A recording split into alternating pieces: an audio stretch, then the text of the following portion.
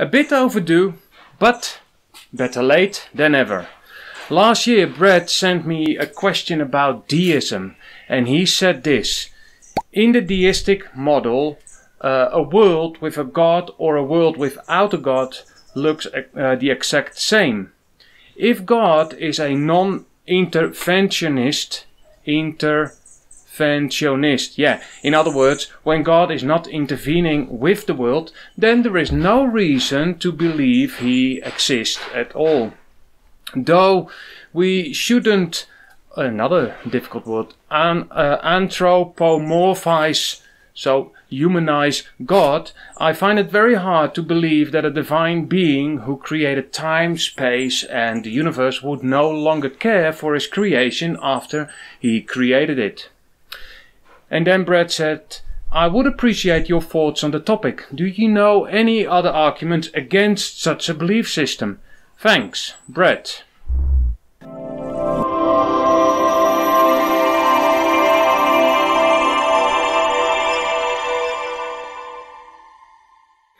Okay, first of all, we need to know what deism is. So, the deist believes in the existence of a God who is not personally involved in the things that happen in the universe or in the lives of people.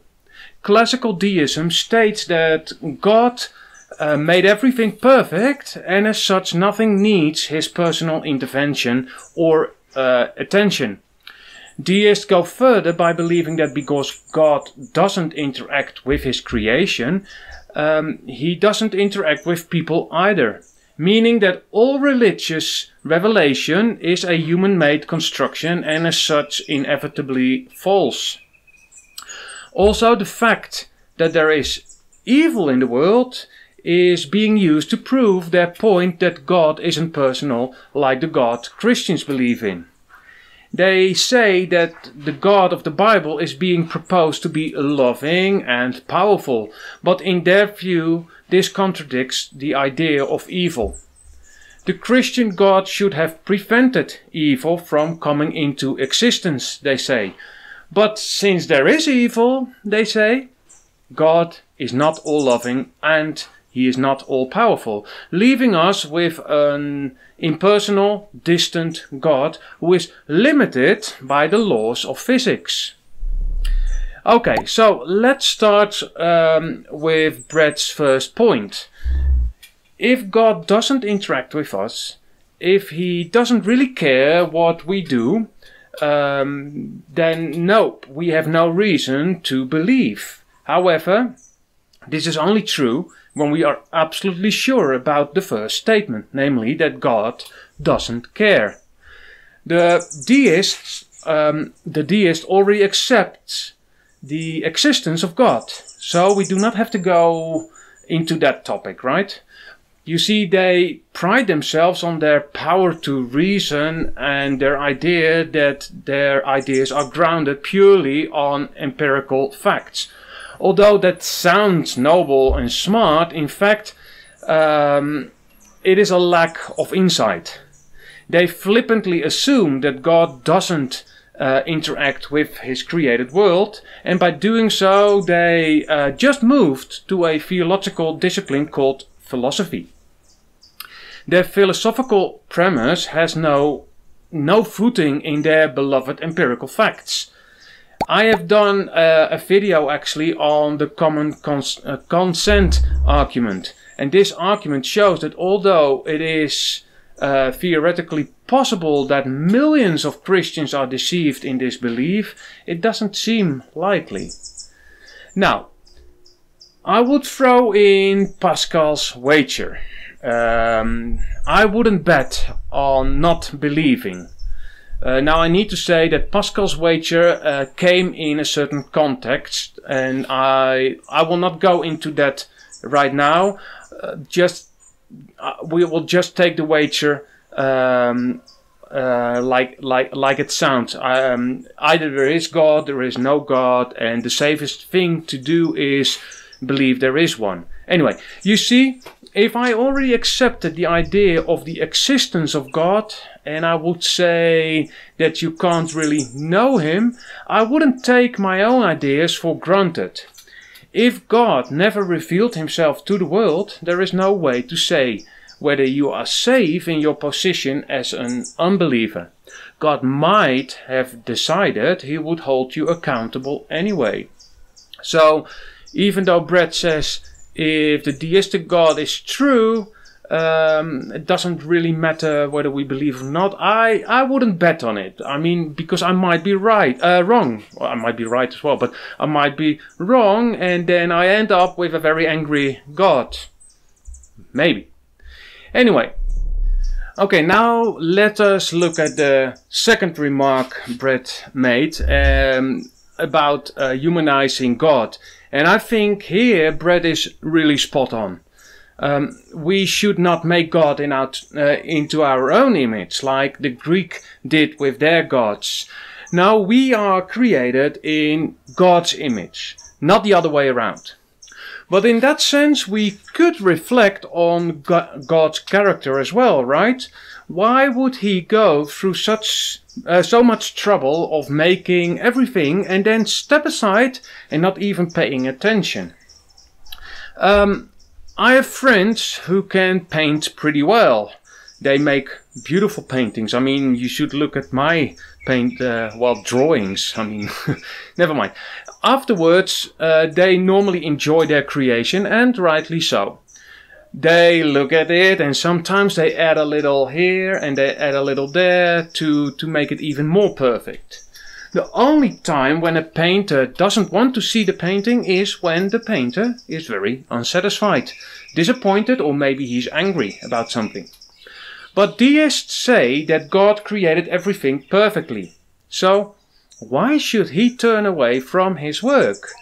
It's just not very logical. Okay, so in the first 2 points I followed the arguments Brett made. Now I'll add some of my own ideas about why I believe deism is ultimately flawed. And the first thing that comes to my mind is the question about how smart the deistic God is. Okay, deists believe that their God is restricted by the laws of the universe. But how can this be? I mean, the creator of the world must be very smart, right? I mean, Einstein was, for example, a very intelligent man, and he wasn't even intelligent enough to create such a complex reality as the universe.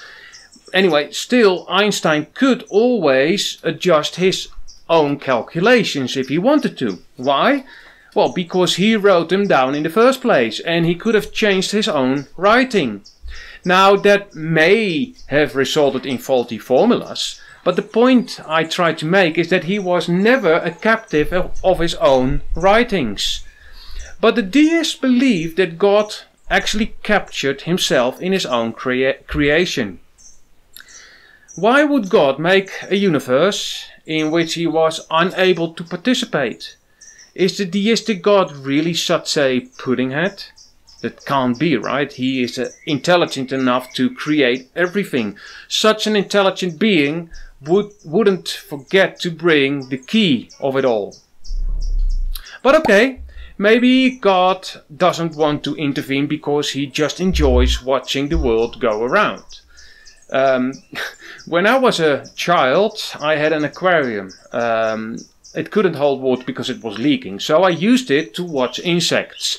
I looked at them for hours. How fascinating to see the spider try to defend herself against the ants, who in turn were in constant state of war with the other insects.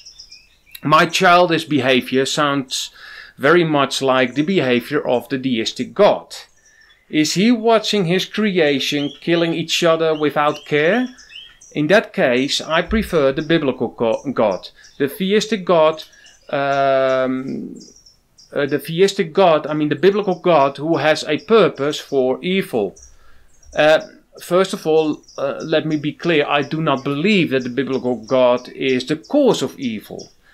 James chapter 1 verse 13 and 15, up to 15 says this. Let no one say when he is tempted, I am being tempted by God. For temptation does not originate from God, but from our own flaws. For God cannot be tempted by what is evil, and he himself tempts no one. Now let me give you an example of how God uses evil for the better. In Acts 16 we see and we read that there was an earthquake that caused the prison doors to open and the bonds around each prisoner to fall off.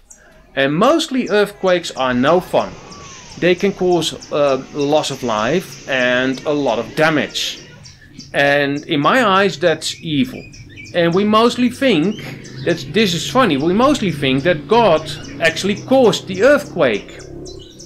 However, it might just be that, an earthquake.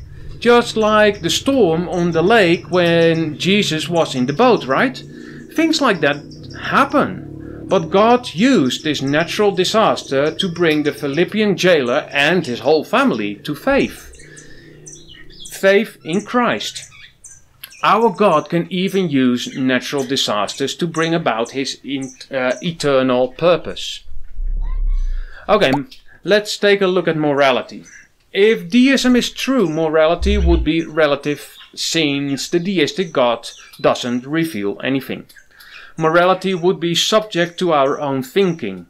What is good for me isn't necessarily good for you. But this can't be right either, because we know that there are absolutes within morality. Ask an atheist hard and long enough and they all admit that there must be some standard to which we measure our moral ideas. I actually also made 2 videos on this topic which you might want to watch. I put the links of all these videos in the description of this video, okay? Okay. Now I'm going to use a little bit of the apologetic technique called presuppositionalism. This technique basically states that only the Christian worldview can account for logic, morality, science, instruction and consciousness itself. No other worldview is coherent enough to do this. The presupposition is that God, the God of the Bible, is true and we cannot argue around this truth. So, deists hold their theological perspective based on reason, the complexity and apparent design of the universe, and that God is by definition incomprehensible and unknowable. But in the biblical worldview, we believe that all wisdom and all knowledge has to start with God himself. Have you ever, for example, witnessed animals who reason with each other like we humans do? No, of course not.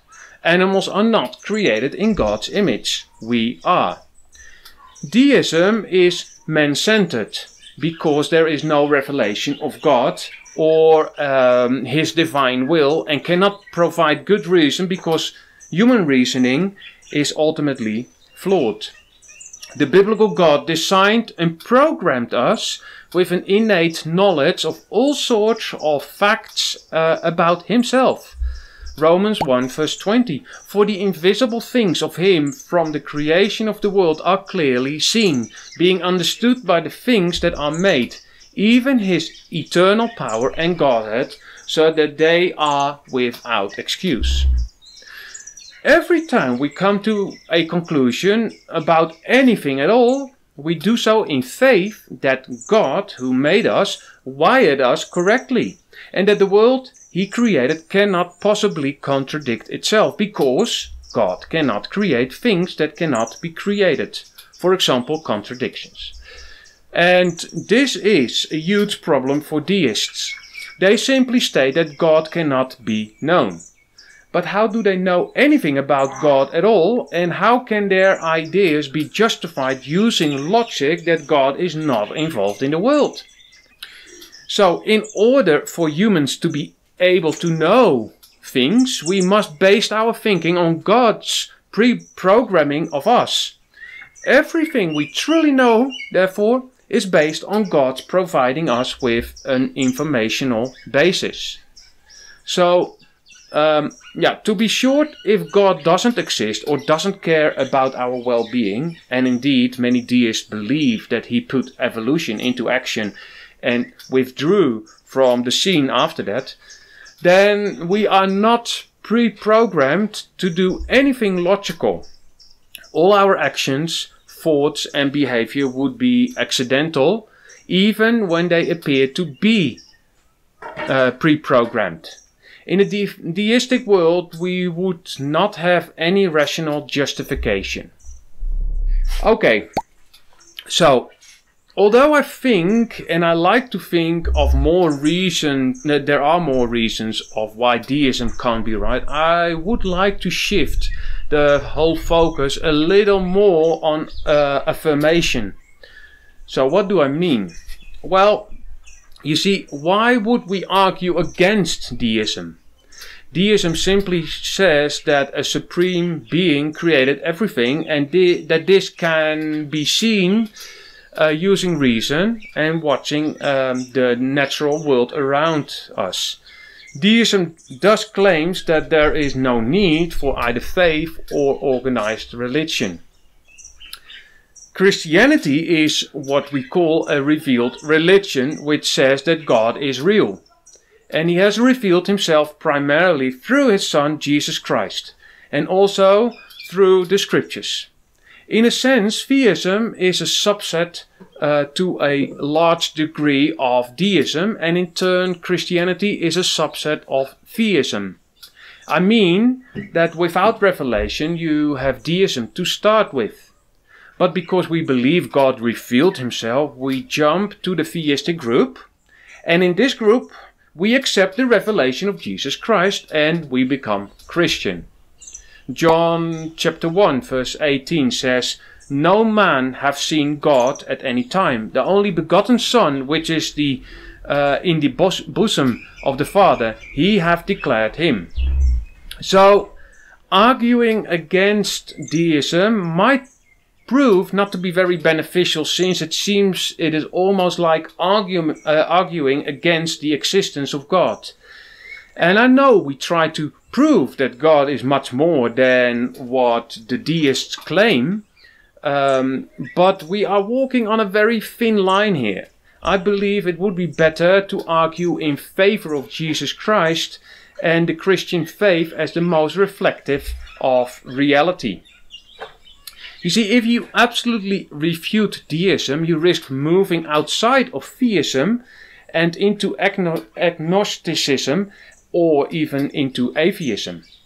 And I think it would be better to see what deism and Christianity have in common and then tackle those issues where Christianity claims more than deism does. We need to tell people about Jesus. Getting to know Jesus would mean they would get to know the Father, because Colossians says this, "Who is the image of the invisible God, the firstborn of every creature. For by him were all things created that are in heaven and that are on earth, visible and invisible, whether they be thrones or dominions, principalities or powers, or things, all things were created by him and for him, and he is before all things, and by him all things consist." So, what do you think about deism? Are there any other arguments against, or maybe you have good arguments for the idea of deism? Just let me know. Share your thoughts in the comment section of my Odyssey channel. You could, of course, also leave a comment on my BitChute or YouTube channels, but since I'm not very active there, you most likely won't receive a reply. You'll find also ways to support me in the description of this video, so go ahead, look at the description. Or you could visit my website and read the transcript of this video. I always try to make the transcripts available in the Dutch and English language. Finally, I would like to invite you to follow me on my Odyssey channel. The platform Odyssey is based on a protocol called a library, which in turn is built upon blockchain technology. Library is a decentralized protocol, community driven and open source, meaning there is not just one company trying to force their ideas on you without you being able to contribute whatsoever. Videos that are uploaded through the library protocol are censorship free. If you want to start your own channel on Odyssey, you can also use my invitation in the description and we will both receive some free LBC. Anyway, enough for today. As always, thank you for watching, God bless you, and we see each other in the next video. Thank you for watching this video. You can give me a thumbs up if you liked it. You can also subscribe to my channel, or even better, follow me on Odyssey. That way you will never miss a new video. You will find all the links in the description below.